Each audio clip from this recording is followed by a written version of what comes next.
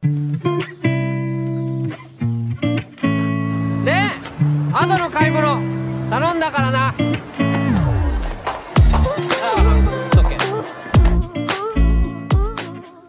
sobat pendengar dimanapun kalian berada, apa kabar kalian semua? Semoga kalian baik saja dan sehat selalu. Pada video kali ini saya akan kembali membawakan alur cerita dari sebuah film perbucinan yang tentunya diperankan oleh Yuki Yamada, di mana judul film kali ini adalah Strap Age yang dirilis pada tahun 2015 lalu. Singkatnya, film ini akan fokus menceritakan kisah semaras seorang murid wanita yang menyukai murid terpopuler di sekolahnya. Namun kisah cintanya tidaklah mudah, karena selain murid yang ia kagumi sudah mempunyai pacar, ternyata murid baik lainnya yaitu Murayama juga menyukai dirinya. Baiklah, seperti apa keseruan dari ceritanya? Langsung aja kita simak alur cerita dari film Strap Age.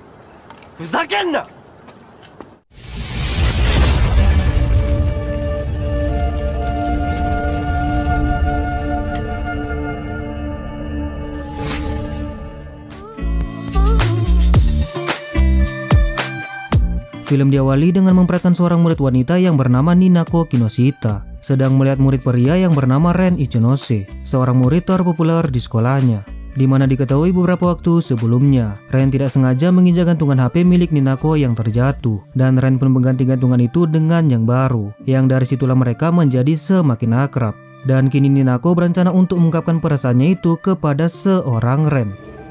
Ren-kun ga suki desu. Mengetahuinya, Ren pun berterima kasih lalu meminta maaf, mengatakan bahwa ia telah mempunyai seorang pacar. Dan Nako pun membalas bahwa ia sebenarnya telah mengetahui hal itu, dan ia hanya ingin Ren tahu tentang perasaannya tersebut. Dan setelahnya Ninako meminta agar mereka tetap bisa menjadi teman baik seperti biasanya.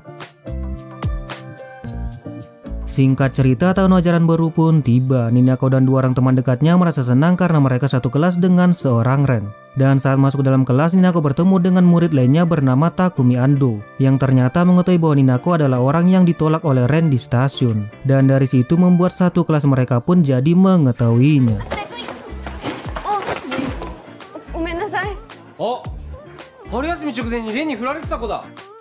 Sepulang sekolah, Ninako dipanggil oleh sekumpulan murid wanita yang adalah ciwi-ciwi yang pernah ditolak oleh Ren sebelumnya.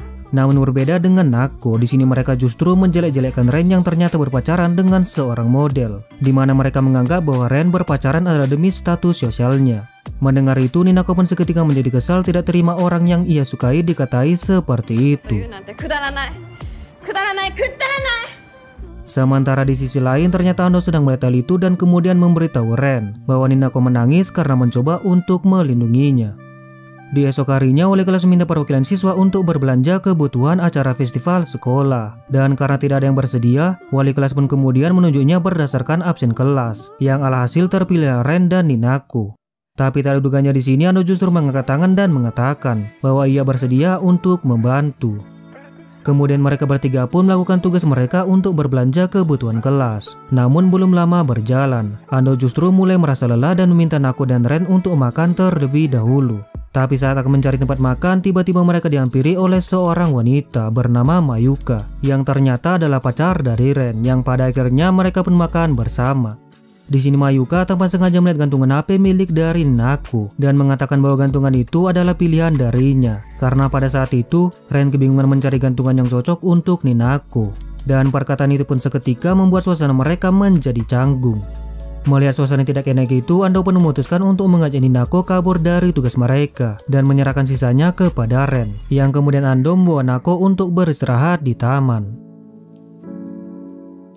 Di sini Nako mengatakan bahwa ia masihlah sangat menyukai Ren. Namun setelah melihat Mayuka yang begitu perhatian kepada Ren, ia menjadi tidak enak bila rasa sukanya itu dapat mengganggu hubungan mereka berdua. Dan di sini Nako berterima kasih kepada Ando yang sudah mengerti dengan perasaannya yang sakit hati ketika melihat Ren dan Mayuka bermesraan. Di esok harinya lagi, terlihat Ninako sedang menyaksikan Ando dan Ren yang sedang melakukan pertandingan basket. Di sini murid lain bernama Daiki yang juga merupakan teman baik dari Nako, menceritakan kekhawatiran dirinya dengan kakaknya karena keluarga mereka yang kini sedang bermasalah. Di mana ternyata kakak dari Daiki ini adalah Mayuka yang merupakan pacar dari Ren. Daiki menambahkan bahwa sekarang Ren mulai melakukan pekerjaan paruh waktu dan malamnya datang ke rumah untuk menghibur kakaknya yang lagi bersedih. Mendengar hal itu, Ninako pun seketika menjadi galau. Kemudian di perpustakaan sekolah, Ando menghampiri Ninako yang terlihat sedang galau. Tak diduganya di sini, Ando justru menyuruh Nako agar bisa melupakan Ren. Karena sedekat apapun ia dengan Ren, harapannya untuk bisa berpacaran dengan Ren tidak akan pernah terwujud. Dan tentunya mendengar itu, Nako pun sontak menjadi marah. Sementara di sisi lain, Ren yang hendak akan meneruskan aktivitasnya justru kelelahan dan berakhir pingsan di stasiun. Yang pada akhirnya ia pun harus dibawa ke rumah sakit dan teriak di Nako yang ternyata datang untuk merawatnya. Dan setelah merasa lebih baik, mereka pun kemudian pulang bersama. Dalam perjalanan, Nako yang merasa lelah tertidur di pundaknya Ren, yang membuat Ren pun akhirnya harus melewatkan stasiun tujuannya.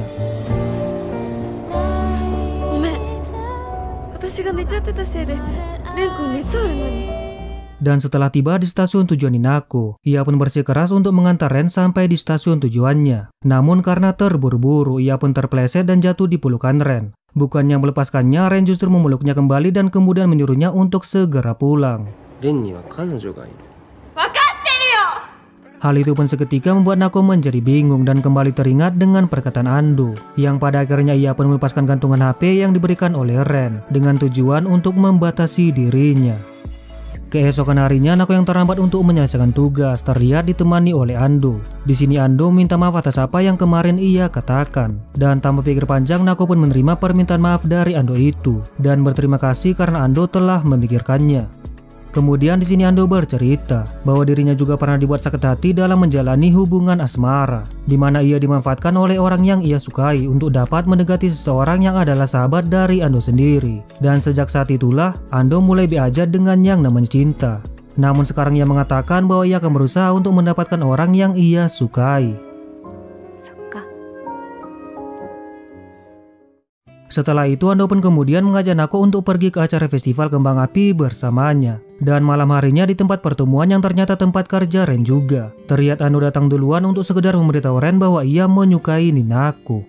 Dan tak lama Ninako pun datang dan kemudian mereka pergi bersama ke acara festival. Namun belum berjalan jauh, tiba-tiba datang seorang wanita bernama Mao, menyapa Ando dan memperkenalkan dirinya pada Nako. Tapi tak diduganya di sini Ando justru terlihat kesal dan kemudian pergi.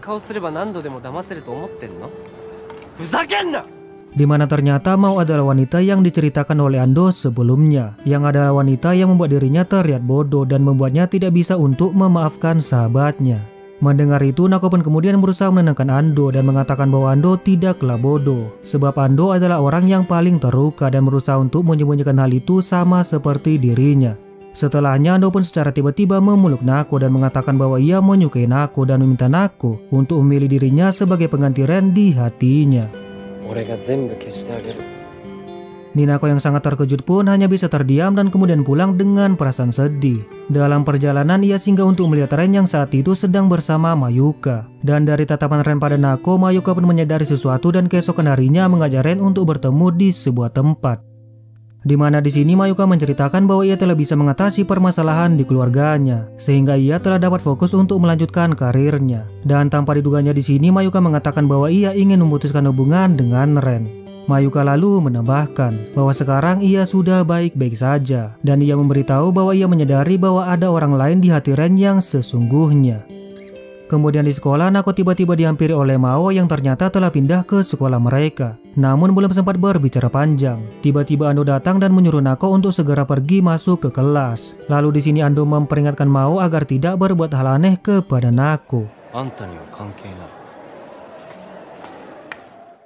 Singkat cerita, sekolah pun mengadakan kegiatan wisata. Namun saat kegiatan tengah berlangsung, Ninako justru tersesat dan dicari oleh teman-temannya. Sampai tak lama kemudian Ninako pun mendengar suara Ren yang sedang mencarinya. Dan dengan semangat ia pun mendatangi Ren.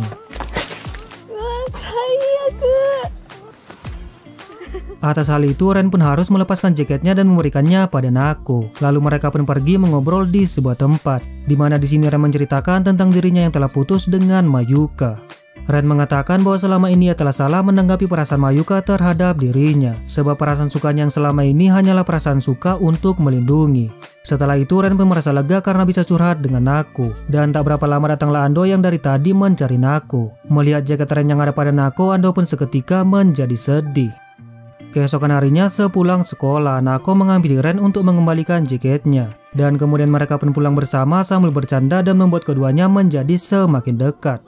Namun sayang kabar kedekatan itu diketahui oleh Mao, yang kemudian mengajak Nako untuk berbicara dengannya, di mana Mao secara terus terang meminta Nako untuk menjauh dari Ren. Mao mengatakan bahwa dirinya merasa sangat menyesal karena telah membuat hubungan antara Ren dan Ando menjadi berantakan, yang mana ternyata seorang sahabat yang dimaksud oleh Ando sebelumnya tidak lain adalah seorang Ren.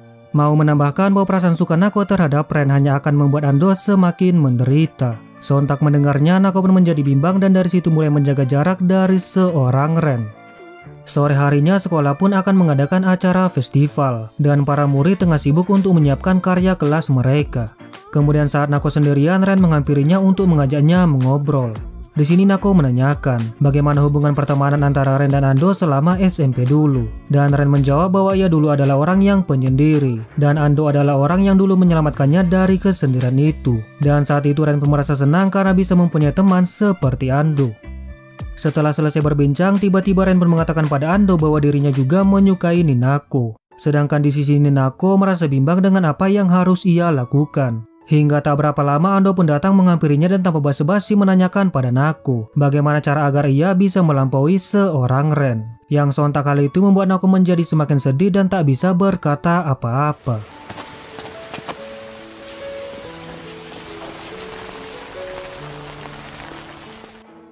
Singkat cerita, tibalah hari festival sekolah. Pada acara yang berbahagia itu, kelas Nako menggunakan konsep rumah hantu. Dan saat Nako akan pergi ke stand, ternyata di sana sudah ada Ren yang sedang menunggunya.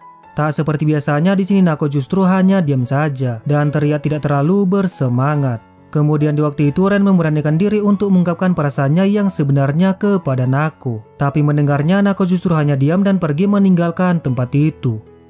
Sementara di sisi lain, Ando secara tak sengaja melihat Mao yang sedang diganggu oleh beberapa orang seniornya. Yang di waktu itu juga Ando menyelamatkan Mao dan membawanya pergi dari tempat itu.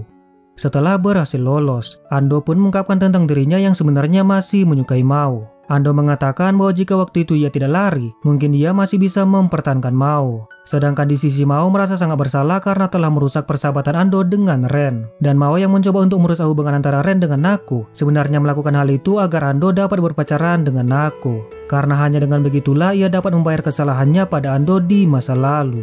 Mendengarnya, Ando yang sangat terkejut pun mengatakan bahwa Mao tidak perlu melakukan hal itu. Karena mengetahui bahwa orang yang ia sukai juga merasakan sakit hati, sudahlah sangat cukup untuk membayar kesalahan itu.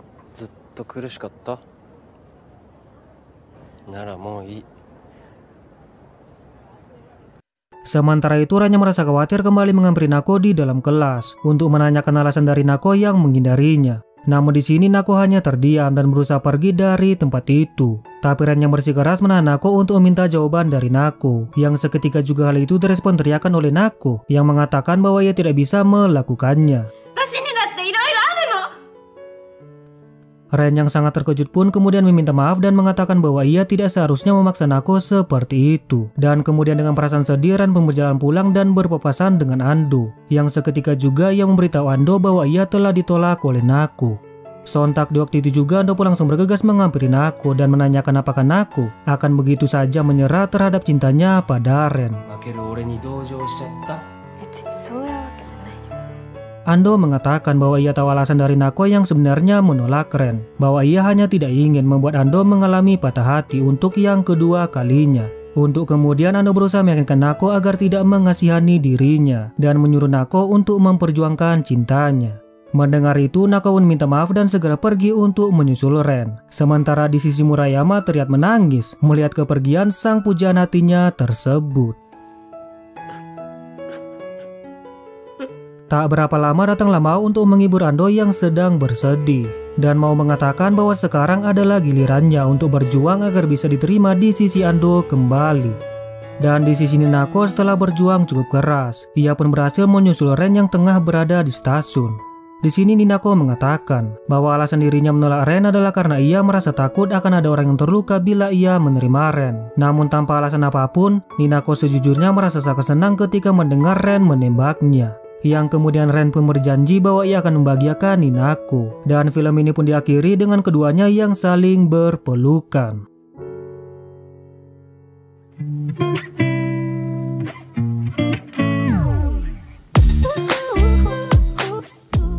Dengan demikian berakhir sudah pembahasan alur cerita dari film Strap It pada video kali ini. Sedikit tambahan, film ini adalah adaptasi dari manga dengan judul yang sama, karya dari Sakisaka Iyo yang terbit perdana pada tahun 2007 lalu.